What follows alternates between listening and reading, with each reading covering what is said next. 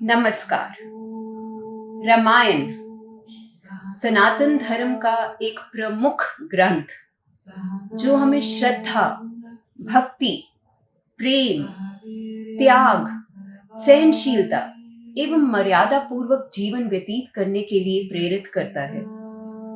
उसी के 3 प्रमुख कांड, किष्किंधा कांड, सुंदर कांड एवं लंका कांड को मैंने अपने भरतनाट्यम नृत्य में, अभिनय में प्रस्तुत किया है। किष्किंधा कांड सर्वप्रथम कांड जहां पर हनुमान जी अपने इष्ट देव श्री राम जी को मिलते हैं तथा श्री राम जी बाली का वध कर सुग्रीव को वानर राजा बनाते हैं। सुंदरकांड जहां निराशा से आशा की किरण झलकती है। हनुमान जी श्री राम जी का संदेश एवं मुद्रिका सीता मैया को देकर और सीता मैया का संदेश श्री राम जी को पहुंचाकर एक आशा की किरण झलकाते हैं। तभी उन्हें संकट मोचन नाम की पदवी मिलती है। लंका कांड जहां श्री राम जी अधर्मी, अहंकारी, पापी रावण का वध करते हैं। इस कथा में मैंने कुछ नया नहीं जोड़ना है, परंतु जैसे हम कहते हैं हरि अनंत, हरि कथा अनंता, जैसे हरि को, परमात्मा को हम शब्दों में नहीं व्यक्त कर सकते, हम इन इंद्रियों से नहीं व्यक्त कर सकते, केवल अनुभव कर सकते हैं। और ये अनुभव सभी का अपना अपना है। वही अनुभव कोई कवि अपनी कविता में व्यक्त करता है, कोई लेखक अपनी लेखिका में, अपनी लेख में व्यक्त करता है, कोई चित्रकार अपनी चित्रकारी में करता है। उसी प्रकार इसी रामायण में अनेक कथाएं, अनेक लेख, अनेक कविताएं, अनेक चित्र बने हैं और उन्हीं में एक ऐसी कथा है जो लंका कांड में पूर्वी भारत में बहुत ही ज्यादा प्रचलित है। उसी कहानी को मैंने अपने नृत्य में भी जोड़ा है। वह कहानी इस प्रकार है।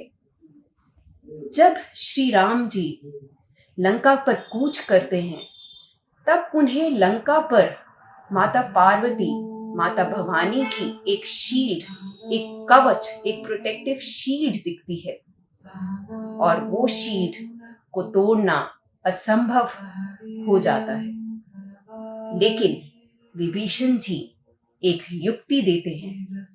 वो कहते हैं यदि आप 108 नीले कमल सरोवर से लाकर, देवी माँ के सरोवर से लाकर, जो हिमालय में स्थित है, वो लाकर आप भवानी को अर्पित करते हैं तो ये कवच खुल जाएगा। तब आप लंका पर विजय प्राप्त कर सकेंगे। इस कार्य के लिए हनुमान जी को भेजा गया और हनुमान जी ने बहुत ही सफलतापूर्वक ये कार्य किया। पर जब राम जी ने 108 नील कमल की गिनती करनी शुरू की तो उसमें से एक कम निकला। वो असमंजस में पड़ गए कि अब क्या किया जाए।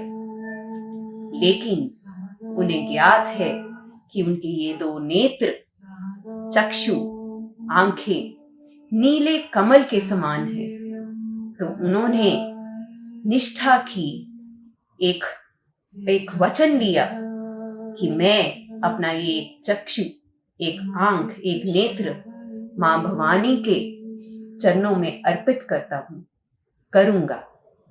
और जैसे ही वे अपना बाण और धनुष, तीर आंख को निकालने के लिए, आंख का बलिदान देने के लिए उठाते हैं और करने लगते हैं, उसी समय भवानी मां वहां पर प्रकट होती है। वे प्रसन्न होती है और उनके ही तीर में अपनी शक्ति डालकर उन्हें दोबारा अर्पित करती है और विजयी भव का उन्हें आशीर्वाद देती है।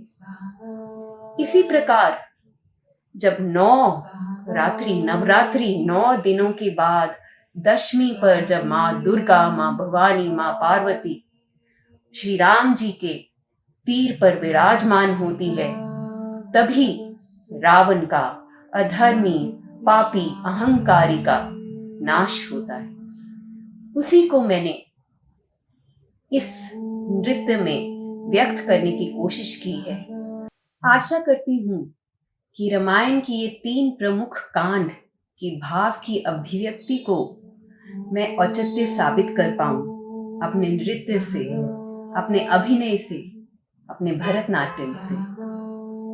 जय सिया राम।